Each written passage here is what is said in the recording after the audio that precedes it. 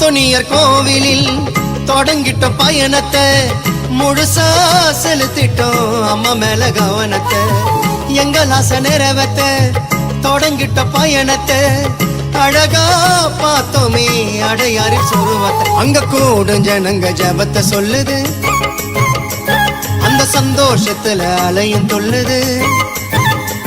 அந்த நீல கடலில் நீந்தி செல்லும் மீனும் கூட உயர்த்தி சொல்லுது, மரியே நீ வாழ்க வென்றது. அந்த மீனும் கொடி மரத்தை ஜபித்து நின்றது. ஏத்தி வச்ச மெழுகுவத்தி எரியுதம்மா உன்னை சுத்தி. அருள் நிறைந்த மரியே வாழ்க, கர்த்தரும் உடனே பெண்களுக்குள் ஆசீர்வதிக்கப்பட்டவர் நீரே.